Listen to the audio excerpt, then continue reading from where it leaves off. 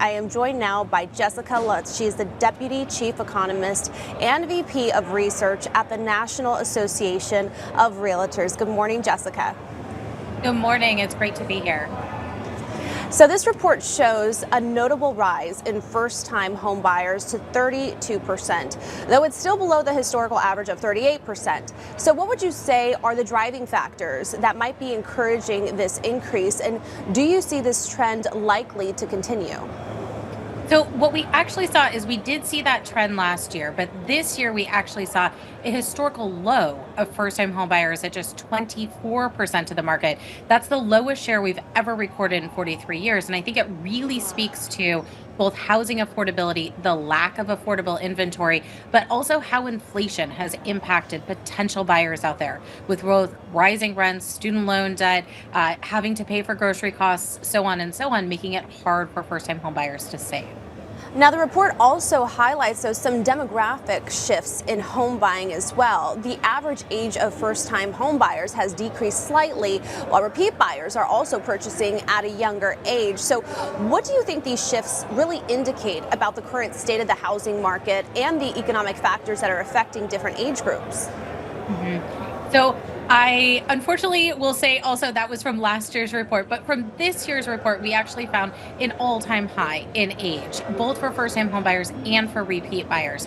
So for first-time homebuyers, they're now a median age of 38 years old. And why that's striking is that if we look at that a decade ago, they actually were just 28. So we know that in just 40 years, they have actually reached this all-time high, making it quite difficult for these first-time homebuyers to enter. The housing market is really dominated by nearly retirees. The median age of repeat buyers being 61 years old really speaks to a different type of housing market today. So what would you say were the key takeaways for you throughout your research in this report that consumers and homebuyers should know? I think it really underscores just housing affordability and the lack of affordable inventory, but also home buyers doubling up. We saw an all-time high of multi-generational buyers at 17% of the entire market, which is very much a striking finding. The other thing that I think is fascinating is there's an all-time high of all cash buyers. So while we have an all-time low of first-time home buyers, all cash buyers really dominating the market, holding the cards in the housing market today. Can you talk about more of the key trends when it comes to multi-generational home purchases compared to years past and what we're seeing in today's economic landscape? So for multi-generational home buyers, we see them at such a high share.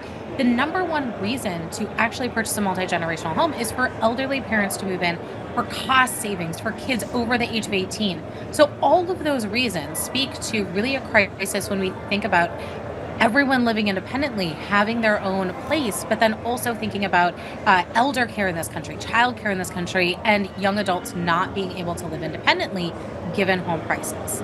And what would you say? I mean, you noted some factors earlier that are impacting people's spending power, right? Especially when it comes to home buying. So with home-time buyers, some of them are citing that they can't afford homes because of saving capacity. Obviously, we're seeing inflation rates in the current economic landscape. But what else are you seeing in the sector as to why people are having challenges when it comes to buying their first home? So in this data set, I think it's important to note that this actually does capture the time period when interest rates rose to nearly 8%, which was the highest in 2 decades. It also shows a time period when student loan debt is back on and people had to resume those payments.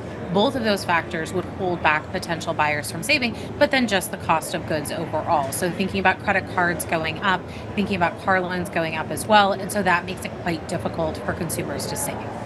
Now, obviously, we're in, the presidential election. We're going to get those results shortly. So how do you think this will impact the broader housing sector? What do you think we can expect come 2025? So I think moving forward, we are already starting to see more inventory come into the market in the last couple of months.